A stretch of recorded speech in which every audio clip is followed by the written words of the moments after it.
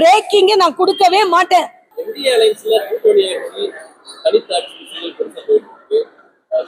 நீங்க இல்ல நீங்க அவங்கள இந்தி அலையன்ஸ்ல செல்வ பெருந்தகை சொன்னார்ல, அண்ணன் திருச்சி வேலுசாமி சொன்னார்ல, எங்களுக்கு கூட்டணியில வேணும்னு பண்ணிக்க திருமாவளவன் கேட்டுக்கொண்டிருக்கேன்.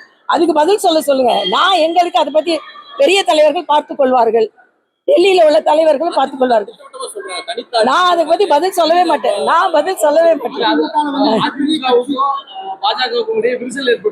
ஒரு விரிசலும் இல்ல, விரிசலே இல்ல. அண்ணன் எடப்பாடியார் மிக தெளிவாக சொல்லிவிட்டார்.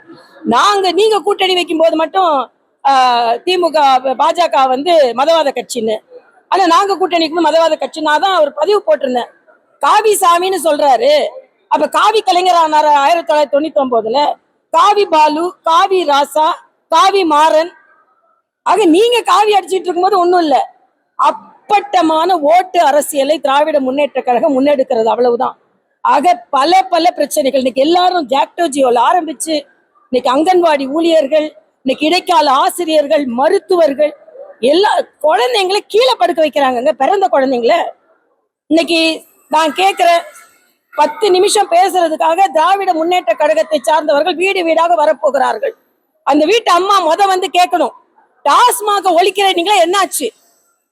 அந்த வீட்டு பையன் கேட்கணும், கல்வி கடனை ரத்து பண்றேன்னு சொல்றீங்களே என்னாச்சு? அந்த வீட்டு ஐயா கேட்கணும், பழைய ஓய்வூதிய திட்டம் கொண்டு வருவீங்களேன்னு என்னாச்சுன்னு பெரியவர் கேட்கணும். அந்த வீட்டுல உள்ள சின்னவர்னா நான் உதயநிதியை சொல்லல, அந்த வீட்டுல உள்ள சின்னவர் கேட்கணும், மாசம் ஒரு முறை ரீடிங் எடுக்கிறேன்னு சொன்னீங்களே என்னாச்சுன்னு கேட்கணும். அந்த வீட்டு அம்மா இன்னொரு கேள்வியை கேட்கணும், 100 ரூபாய் மானியம் கொடுக்குறீங்களே கேஸுக்கு என்னாச்சுன்னு கேட்கணும். ஆக இவங்க 10 நிமிஷம் இவங்க போய் சொல்றதுக்கு பதிலா அந்த வீட்டு அம்மா, ஐயா, அக்கா, தங்கச்சி, தம்பி எல்லாத்துக்கும் நிறைய கேள்வி இருக்கு.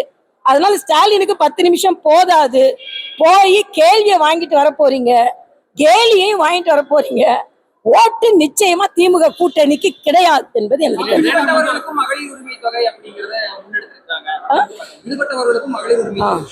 இதுல நான் அக்காங்களுக்கும் தங்கச்சிகளுக்கும் ஒண்ணு சொல்லணும். 78 லட்சம் பேரை லட்சாதிபதி ஆகி இருக்கிறார்கள் மகாராஷ்டிராவில் பாஜக கூட்டணி அரசு. ஆக உங்களை லட்சாதிபதி ஆக்கணுமா? உங்களுக்கு 1000 ரூபாயை கொடுத்துட்டு ஒரு கணக்கு என்ன சொல்றதுன்னா, ஒரு வீட்டை ஐயா போய் டாஸ்மாக்ல குடிச்சாருன்னா அதுக்கு 6000 வேணுமா? அது 1000 ரூபாயை கொடுத்துட்டு டாஸ்மாக் மூலமா 6000 புடுங்குறாங்க. இதுதான் இன்னைக்கு ஸ்டாலின் கொடியை பிடிச்சிட்டு நின்னாரு வீட்டு முன்னால. சகோதரி கனிமொழி சொன்னாங்களே, நாங்க வந்தா டாஸ்மாக் நீக்கிடுவோன்னு. அதனால இந்த 1000 ரூபாய் கொடுத்துட்டு உங்ககிட்ட இருந்து 10,000 ரூபாய் புடுங்குறாங்க. இதை சகோதரர்கள் முதலில் புரிந்து கொள்ள வேண்டும். பாஜக அரசு மாதிரி உங்களை லட்சாதிபதியா கொடுக்கட்டும், ஆனா இப்ப டாஸ்மாக கட்டுப்படுத்துவாங்க. நாங்க கூட இருக்கிறதுனால கட்டுப்படுத்த வைப்போம். எங்க இருக்கு?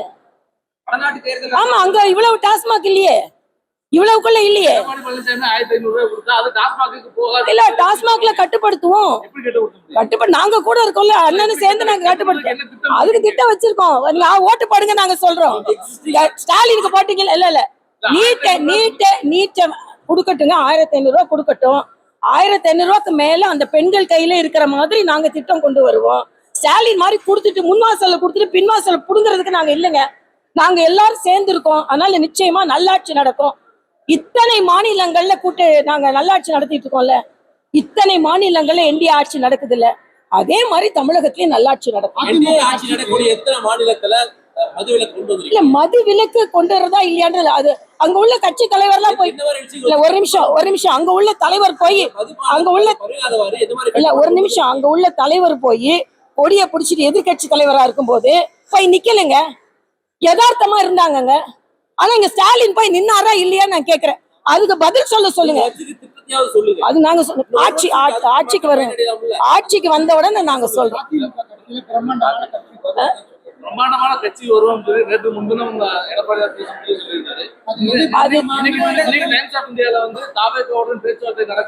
இல்லைங்க, தேசிய ஜனநாயக கூட்டணிக்கு எந்த கட்சி வந்தாலும் அது பிரம்மாண்டமான கட்சி. அதாவது நீங்க வார்த்தையில நீங்க விளையாடாதுங்க. இல்ல, அப்படிலாம் சொல்ல முடியாதுங்க. அவர் அந்தந்த தலைவரோட அந்த பேரை தான் சொல்ல முடியும். ஆக இன்னைக்கு நான் பிரஸ் மீட் முடிச்ச உடனே ஏதாவது பிளாஷ் நியூஸ் வராதான்னு கேட்காதுங்க. பிரேக்கிங் நான் கொடுக்கவே மாட்டேன். நிச்சயமா பிரேக் ஆகாது எதுவுமே.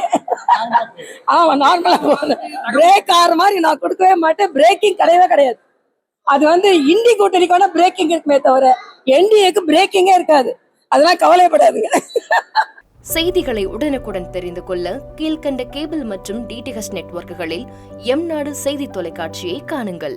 பாதகம் செய்பவரை கண்டால் நாம் பயம் கொள்ளலாகாது பாப்பா. மோதி மிதித்து விடு பாப்பா, அவர் முகத்தில் உமிழ்ந்து விடு பாப்பா. அண்மை செய்திகளை உடனுக்குடன் தெரிந்து கொள்ள இணைந்திருங்கள் எம்நாடு தொலைக்காட்சியுடன்.